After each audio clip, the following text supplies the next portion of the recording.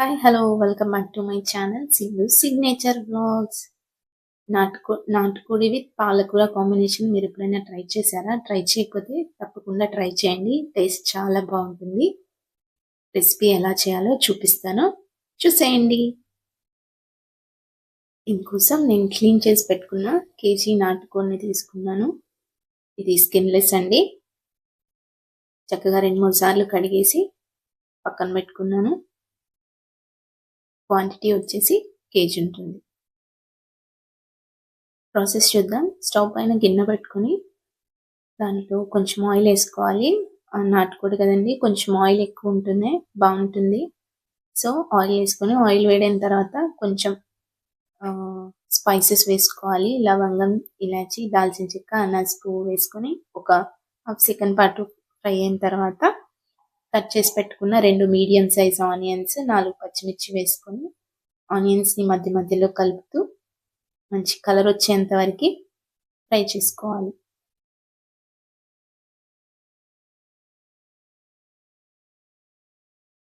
Onions ఇలా colour వచ్చిన తర్వాత ఇందులోకి కొంచెం పసుపు, అలాగే అల్లం వెల్లుల్లి పేస్ట్ వేసుకొని 1 మినిట్ పాటు పచ్చివాసన పోయేంత వరకు ఫ్రై చేసుకోవాలి.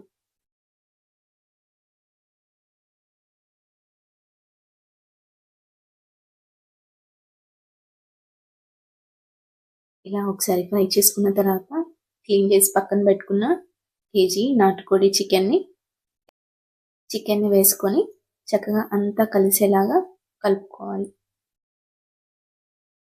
వీడియోలో చూపిస్తున్నట్టు అంతా కలిసేలా కలుపుకొని మూత పెట్టి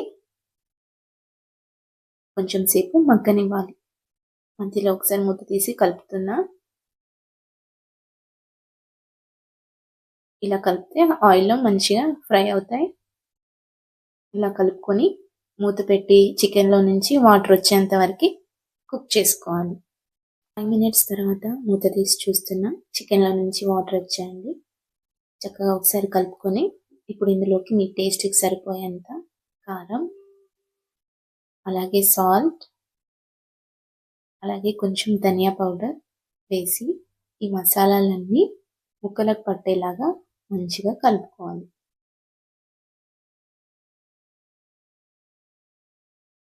ఇలా కలుపుకున్న తర్వాత మూత పెట్టి ఒక 5 నిమిషాల పాటు మగ్గించుకోవాలి.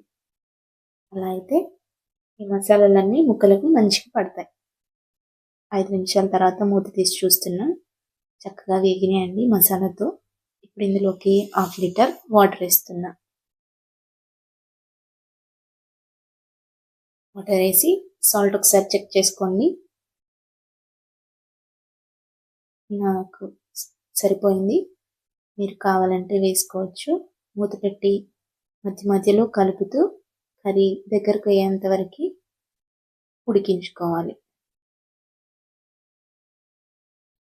మధ్య మధ్యలో కలుపుతూ ఉండాలండి.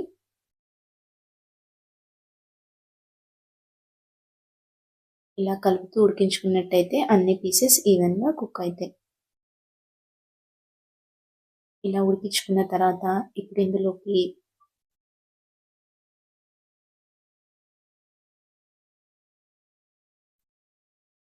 కట్ చేసి క్లీన్ చేసి పెట్టుకున్న ఒక 100 గ్రామ్స్ ఉంటుందండి పాలకూర మొత్తాన్ని వేసి మొత్తం కర్రీలో మిక్స్ అయ్యేలాగా కలుపుకొని మూత పెట్టి మగ్గించుకోవాలి.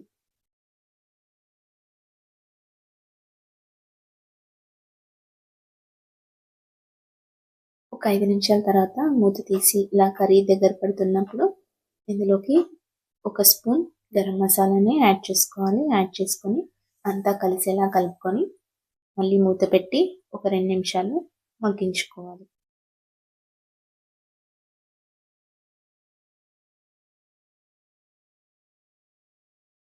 2 నిమిషాల తర్వాత మూత తీసి చూస్తున్నా అండి, కర్రీ దగ్గరకు వచ్చేసింది. ఇప్పుడు ఇందులోకి కొత్తిమీరని యాడ్ చేస్తున్నా.